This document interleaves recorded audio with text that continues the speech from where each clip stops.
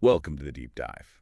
Today, we're taking a look into a stack of sources that offers, well, a pretty fascinating window into the future, but written from the heart of a really challenging present. Right. This material is from just over a century ago, penned, right in the middle of the huge upheaval of World War One. And the author isn't just, describing the war. He's a really keen observer, a Yeah, forecaster, using the past as, well, raw material to try and figure out what's coming next. exactly. Picture a world just grappling with unbelievable destruction, uncertainty, rapid change. He was writing right as those foundations seemed to be shaking apart. It's a feeling that, yeah, might resonate a bit when we look at the complexities and, the potential futures we face today. For sure. Absolutely. So our mission here in this deep dive is to sort of unpack the key insights, the predictions, the observations from this historical look forward. Yeah, we want to see what he anticipated, maybe where he was a bit off the mark. And crucially, what lessons, what wisdom his analysis might hold for you, our listener, trying to navigate uncertainty today. Okay, let's dive in. So the author saw forecasting or prophecy, as he sometimes put it, not as some, mystical gift, but really as a habit of mind. Habit of mind. How so? For him, it was heavily influenced by science, the whole process of forming ideas and then testing them, seeing if what you anticipated actually happens. Okay, so less crystal ball gazing, more like forming hypotheses and checking the data later. But he made a clear distinction, right, between doing this just for fun versus doing it seriously with consequences. He did, yeah. He even joked about the historical penalty for getting it wrong, getting stoned. Right, right. High stakes. Exactly, and he knew how hard it could be, predicting planetary motion. Relatively simple, physics takes care of it. Predictable. But predicting human behavior, national reactions, that's the real beast. He called it trying to understand the secret of the jumping cat within the human skull, that sudden, unpredictable leap. Which feels incredibly relevant, doesn't it? That unpredictability. Yeah. He mentioned he'd been doing this for, 20 years? Scattering predictions around? Yeah, 20 years. And now, over a century later, we get to see, how many of those cats actually jumped where he thought they might. And he was pretty upfront about hits and misses, wasn't he? He was, yeah. To his credit, he pointed to things like his descriptions of trench warfare, the military deadlock after the Marne, things that turned out remarkably accurate. Mm. And he also noted how skeptical people were about early cars and planes, missing how fast they'd take off, something he apparently saw coming. Though he did admit he preferred to count the hits himself. Let others tally the misses. Yeah. Yeah, very human tendency, I suppose. But what's really key about this specific work we're looking at is that his focus shifted. Shifted how? Well, he'd previously looked a lot at mechanical progress technology, but the war forced him, and everyone, to confront these much more intimate and less accessible realities, the social, political, economic fallout. And that's really why looking back at this stuff is valuable for us, isn't it? It's watching someone wrestle with huge uncertainty, massive change, in real time, using the tools they had. It gives you perspective on forecasting itself. Definitely. So getting into the war's context, he describes it as just profoundly destructive, a war of exhaustion. He basically saw it spending the comfort, the luxury, and the progress of the next quarter century. Wow, that's a heady image, like taking out a massive loan against the future. And out of this destruction, he was wrestling with this huge question. Mhm. Could we actually establish lasting world peace? And this is where he hits on this striking paradox. He believed if you could somehow ask everyone on Earth, the vast majority would say yes, they want peace. Especially after seeing the horror of modern mechanical war bombs, gas, the whole lot. Makes sense. But despite everyone wanting it, there was almost no unified action, no collective responsibility actually working towards it. And that quote really nails it, doesn't it? About more intelligence going into making cigarettes or hairpins. Then upon the establishment of a permanent world peace. Yeah, it's sharp. Maybe uncomfortably true, even now. So what were the roadblocks he saw? Well, big ones. Governments would need to give up significant sovereignty to some higher body, like U.S. states did federally.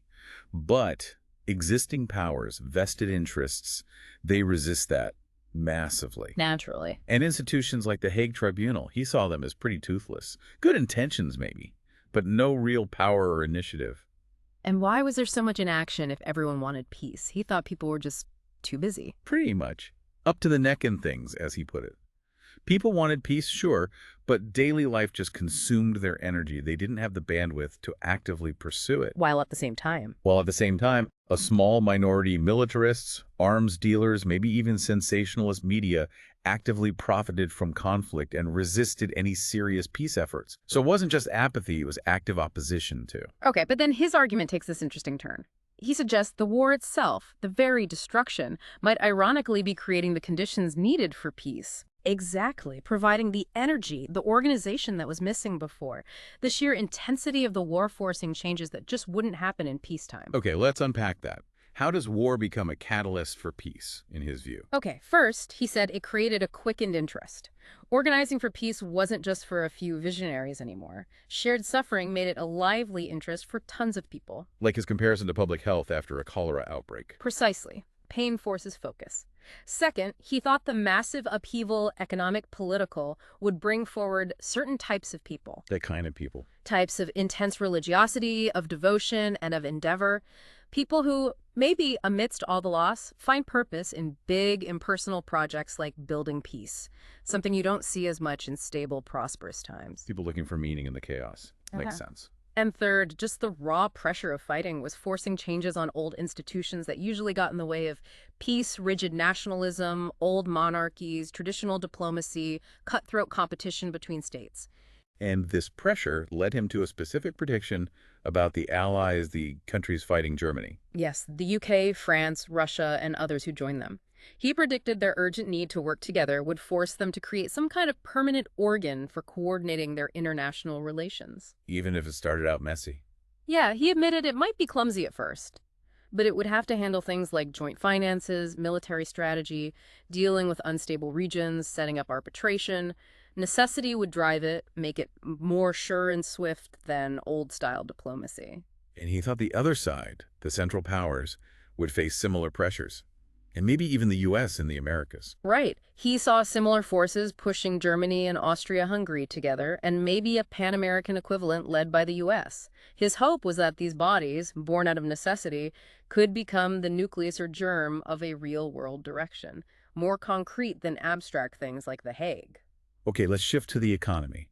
He saw the war as one of exhaustion, using up people and stuff, not just a financial crisis, which was a common worry then. Yeah, his point was that state bankruptcy isn't like personal bankruptcy. A powerful state controlling resources and money can keep going, even if it defaults on debt. He put it bluntly, didn't he? Yeah. So long as there are men to fight and stuff to fight with. The war can go on! Exactly. State bankruptcy just writes off a debt, he said. It destroys a financial reality, maybe, but not the underlying economic reality of people and resources. So how did he see the actual economic process playing out? Not default, but... Quiet, steady bankruptcy through inflation, rising prices, rising wages, rising taxes, all of it chipping away at the real value of savings, investments, and especially those war loans people bought. And he saw this inflation having a big social impact. He did. He argued it actually favored the propertyless man over those with accumulated wealth. It kind of wiped the slate clean, diminishing the value of old fortunes. A fresh start, he called it, contrasting it with the pre-war old user's age of growing inequality. Right. And he laid out how states were financing this. Taking stuff directly, conscription, requisition, borrowing heavily, creating this rentier class, living off bond interest, and just printing money, debasing the currency. Those rentiers, the people living off war bonds. They were getting interest payments, sure, but in money that bought less and less because of the very inflation the borrowing helped cause, diminishing purchasing power. This is where it gets really interesting, though. He saw a huge trend emerging from all this economic chaos. The rise of the state. Definitely. He saw Germany leading the way, becoming this highly organized, great national business. But the Allies were being pushed in the same direction just by the demands of the war. And he thought this whole process, bankruptcy, liquidation, reconstruction, would happen with unusual clarity. Yeah, an unprecedented amount of light, he said. Because past experience offered some lessons, and the international situation was so starkly focused on Germany. But all these huge changes run up against, well, human nature. He had that parenthesis on human nature, right? Crucial point, a reality check. People aren't always rational or moral, are they? We tend to believe what suits us, resist change, see others' flaws easier than our own. War might spark devotion, he said, but not necessarily clear thinking about how personal gain relates to the common good.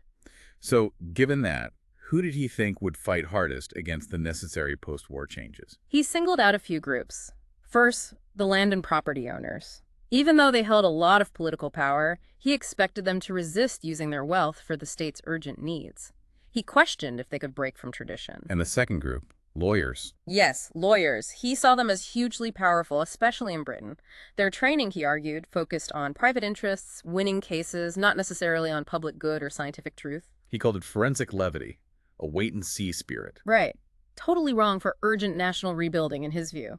He wondered if even the shock of the war could shake them out of that adversarial, delay-focused mindset. So basically, resistance from anyone invested in the old system opposing wage hikes, currency changes, state direction of assets. Pretty much. But he also saw forces pushing back against that resistance. Like what? Individual conscience, for one, public opinion, that revived spirit of public service the war seemed to bring out, and most importantly, the obvious urgent necessities of the time, sheer need. And the most urgent need he saw was Getting millions of soldiers and war workers back into productive jobs.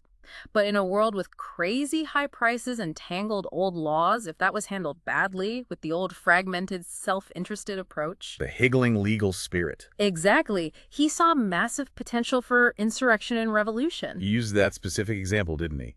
Barking and Braintree. Yeah, those two little English towns with overlapping, wasteful, conflicting local governments fighting over roads and services. He saw that small-scale mess as a warning. If you try to handle huge national resettlement with that same petty, legalistic mindset, you risk catastrophe. So what was the alternative spirit needed? The creative spirit. Courageous, forward-looking, focused on the collective good. Getting past narrow self-interest. Forget that it is not Braintree. Remember that they are England, thinking nationally. He even invoked the red god Mars. Yeah, the message from Mars, the god of war, was blunt. Stick to the old ways, the muddle, the self-interest, and you'll destroy future generations. He hoped the war's suffering made that message brutally clear, especially to educated people. But he ended on a hopeful note there, predicting reconstruction, not revolt. He did, partly because he expected the returning soldiers, the workforce, to demand better planning and organization, to push the resistance aside. The world was more informed this time, he thought. Okay, this focus on organization leads right into his thoughts on the state itself. He tackled that common idea back then that the war meant the end of pure individualism, the rise of a more organized, maybe more socialistic state. He thought it was probable, yeah, but with some countervailing considerations, caveats. What were the arguments for more state organization? Well, the obvious war needs state control over production, transport, distribution. Then the post-war needs getting people back to work, repurposing huge factories built for war into making peacetime goods, ships, chemicals, massive tasks. And he used Germany as an example again. Right. Arguing their strength came from their organization, its science and its socialism, he called it. They acted like one big national company against the squabbling confusion of individual businesses in allied countries. Cornering metal supplies, trying to buy foreign newspapers. Yeah. Examples of that unified power. Exactly. Which highlighted the downsides of pure individualism, muddle, corruption, even enabling things like people cornering vital drugs for profit during wartime. He also noted that workers often distrusted state control because of past unfairness under class-biased systems. But what were the big hurdles to this shift towards more organization? The main one was just deep doubt about whether people, especially powerful classes, would really put the common good above their own individual or class interests. Resistance from those benefiting from individualism, from established institutions, churches, universities, schools, and even from national habits. He contrasted British-Russian muddle with French clarity or German efficiency, which itself was tied to nationalism. So the prediction wasn't for some smooth socialist utopia then? Definitely not. He expected the reorganization to be clumsy, more state control, less room for purely private enterprise probably, but not its end. He also saw a bigger rentier class, more demand for technical and admin skills, shifting public service towards practical experts and closer ties between the allies. The leadership challenge kept coming up. He wasn't keen on the lawyer politicians for the task ahead. No, he saw them as dilatory, uninventive, stuck in that wait-and-see mode, ill-suited for rapid reconstruction, even though they often rose to power in democracies. He mentioned the public wanting businessmen or scientists instead, but warned about that too. Yeah, worried it could lead to a different kind of problem, maybe dictatorship. He felt the role of the governing class was to balance and control, not necessarily manage every technical detail. Did he see any way out of that lawyer-politician dominance? He floated one possibility, maybe clumsy efforts to push them aside, followed by a move to actually reform the legal profession itself, maybe driven by younger lawyers coming back with different perspectives from the war. And the press. He saw a role for it. As a potential check on that political class, yeah, like prophets challenging priests, he noted the press was becoming more independent from political parties. But he warned about a big vulnerability for the press after the war. A major one. The risk of foreign powers, maybe hostile ones, not just buying newspapers, but buying the distribution networks, news agencies, book distributors, controlling the information flow itself. He argued strongly for ensuring responsible local ownership and punishing corruption, seeing the press as a vital national institution. Okay, let's shift to education. He saw a massive opportunity there because of the war. Huge. Unique, maybe. The war had emptied the universities and schools, creating this break of two school generations, a chance for a reset. And he thought the experience of the soldiers, the war class, would drive reform. Yeah, especially those junior officers, the subalterns who'd learned hard lessons from reality, not just books. Their experience would be a powerful influence. And he wasn't impressed with the old British system, was he? Not at all. He thought it failed on character, capacity, and relevant knowledge, slammed the poor teaching of dead languages like Greek, busy futility, sterile math, ineffective philosophy, said practical skills often came just from socializing or debating clubs. So what did he think a new education needed? It needed to be taken in grim earnest. Drop subjects taught badly, like Greek. Reform Latin teaching. Make modern language learning effective. And critically, prioritize science, biological, physical sciences as the best training for capable minds. Teaching critical thinking, application. Education for him was the bedrock of clear national thought and action. Now, on to another huge area of change, the relationship between men and women. He saw the war speeding up a process already happening, emancipation. Exactly. He pointed out that big shifts were already underway before 1914, more women working, changes in legal status, smaller families, new household technologies, all leading to this vast feminine discontent and a vast display of feminine energy. Manifesting in that pre-war women's movement, which seemed kind of fragmented. Yeah, some seeking equality, others emphasizing difference, but the underlying drivers were clear. Fewer women marrying meant more needed jobs. Smaller families freed up married women's time and energy. Technology eased domestic chores. Then the war hits, a massive jolt. Huge. Militant suffragettes mostly vanished, he noted, though some briefly reappeared focused on war babies. But the way the vast majority of women stepped up during the war, it exceeded expectation but hoped.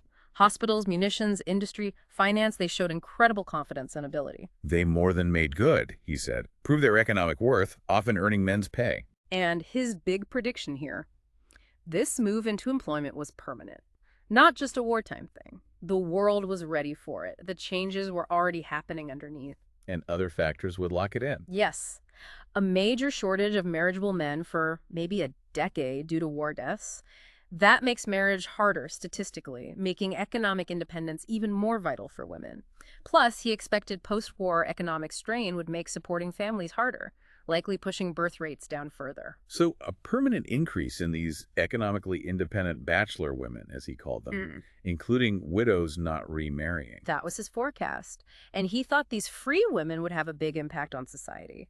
Liberalizing, wanting more personal freedom, freedom to travel alone, embracing cutting through restrictive customs, reducing distrust between sexes, simplifying fashion and manners. And the family itself? Becoming lighter, fewer children. And because marriage would be less about pure economic necessity, he thought it would demand a closer and closer emotional bond, less room for superficial relationships based just on money or status. Okay, let's zoom out again to the global picture. He had this really interesting idea of a natural map of mankind, different from political borders. Yes, this concept of deeper, more persistent communities based on shared culture, land ties, race, religion, language. Things like Armenia, Persia, France, Germany, entities that change really slowly over centuries. Real political stability, he argued, means getting borders closer to that natural map. And he saw a kind of ideal structure for a contented world, based on A this. threefold structure, yeah. First, homogenous regions run by their own people, ideally republics, not monarchies, basically national self-government. Okay. Second, mixed regions like parts of Ireland or India back then needing decentralized systems like Swiss cantons to keep the peace. And third, truly international cities or areas like Constantinople or Bombay, with no single dominant group, best run under joint international control, maybe as a basis for wider cooperation. And he thought politics would inevitably move towards this natural map, predicting specific nations like France, Germany, Ireland, India would endure. As fundamental realities, yes. For Germany, he saw them as a core national people. But if they stayed tied to aggressive imperialism under the Hohenzollerns, they'd face constant opposition. The Allied goal, he felt, should be tolerance, based on borders reflecting that natural map. Eastern Europe looked like a potential trouble spot. Definitely. That built of non-German peoples, Poles, Czechs, etc., facing maybe centuries of bloody rearrangement. Right. The ideal of a United States of Eastern Europe was blocked by the existing monarchies there. He pinpointed Russia's main strategic aim, too. Securing the Constantinople route, the Bosphorus and Dardanelles for access from the Black Sea, vital for Russia, he argued, and maybe less threatening if they actually controlled it. Other allies had their goals, too. Belgian, French security for the UK, Trifium for Italy. The lands in between he saw as bargaining chips, the land of quid pro quo. And looking ahead for the Anglo-Saxon world, UK, dominions, US, and their allies, France and Russia, he saw the war changing the US profoundly. Shattering its isolationist bubble, he thought. Making clear the need for alliances and a common cause with Britain and France against the German system, he saw the US and Russia as the two great continental powers of the future. Noting US ties to Republican France, Free Britain, but a break with Germany under its current rulers. Right. And he envisioned this potential northern zone, North America, Europe, Russia sharing climate, resources, and interest in peace and development, linked by French, Russian, English, a basis for cooperation. And a chance for U.S. leadership in building understanding. Yes, but it needed more intellectual exchange, maybe a common language, better understanding of Russia and the West, and even fixing English spelling to make it easier to learn. He saw phonetic language teaching as a key public task, maybe led by the U.S. Finally, he tackles colonies and empires, contrasting his ideal United States of the world with nationalism demanding expansion rights. Yeah, what he called patriotic inversion, and he framed it around that key question. Would the future be shaped by generosity or just selfishness? For the British Empire, he saw the dominions becoming more like independent allies. Tending that way, yes. More likely to align with the UK, France, US on things like controlling the seas than stay in a rigid empire. He even suggested the Allies might need to release their grip on some possessions for wider unity. What about territories ruled by European minorities? Africa, parts of India. What he termed barbaric possessions. He suggested France, Belgium, Italy might focus on Central Africa. Interestingly, he saw Arab culture and Islam as potential civilizing forces there and argued for reviving Arabic culture. His big idea here was pooling administration among the allies. Yes, pooling control of these territories, working towards more equality for the inhabitants. He even imagined a world admiralty managing the seas, evolving to oversee these areas, handling the white man's burden, as it was called then, internationally. And for suppressed nations, places like Egypt, Poland, India with her own strong traditions under foreign rule. He argued foreign rule is just fundamentally intolerable to such peoples, however well-meaning the rulers might be. He saw the British in India, for instance, as remaining separate, unintentionally offensive, focused on their own prestige, not building shared identity. So for both talks of territory, the solution was pooling control and aiming for eventual independence within a world peace alliance. That was his conclusion, using the U.S. model of territories becoming states as a possible pattern. The alternative, these regions just become flashpoints for the next conflict. Returning to Germany one last time, he saw them facing the failure of their initial war confidence, which was built on state socialism and militarism. Right. And he noted the German government was trying hard to deflect blame outwards, unlike Allied governments. But he didn't buy the idea of Germans being just passively obedient. No, he pointed to history, current signs in their press, suggesting they were capable of a sound and orderly and effective revolution. So his prediction for Germany's future. A tough peace talk of revenge, Allied efforts to contain them, The ruling dynasty loses face, truth about the war comes out, Republican ideas grow among the middle class, maybe a crisis over the dynasty, middle class and Social Democrats unite, revolution. But ultimately, he believed reconciliation was essential. Absolutely necessary for rebuilding Europe. Germany's too central to be isolated forever. Its real needs, he argued, align with Europe's. Though he ended that section with a very personal admission. Yeah, acknowledging the tension between his logical conclusion reconciliation is needed and his gut feeling, linking the Germans he knew to the war's terrible cost. A very honest note. Wow. Okay, that was a truly comprehensive deep dive. Looking back at this forecast from a century ago in the midst of war, covering everything from psychology and class to global economics, education, gender roles, the map of the world. He was really trying to grapple with the fundamental forces driving change, human nature, power structures, economics, technology, and see where it was all heading. And the questions he was asking back then, they still feel incredibly relevant, don't they? Even if the context is different. How do societies handle massive crises? How do entrenched interests block necessary change? Can collective good actually win out over individual or national selfishness? How do we build real understanding across borders? These are perennial questions. His analysis had that mix, didn't it? Hope, caution, belief in the power of necessity, new generations, but also a very clear sense of how resistant old systems and human habits can be. A powerful blend, yeah. And that really brings us back to you, our listener, today. The author felt World War I delivered this stark message about the cost of the old ways, the muddle, the self-interest, resisting change.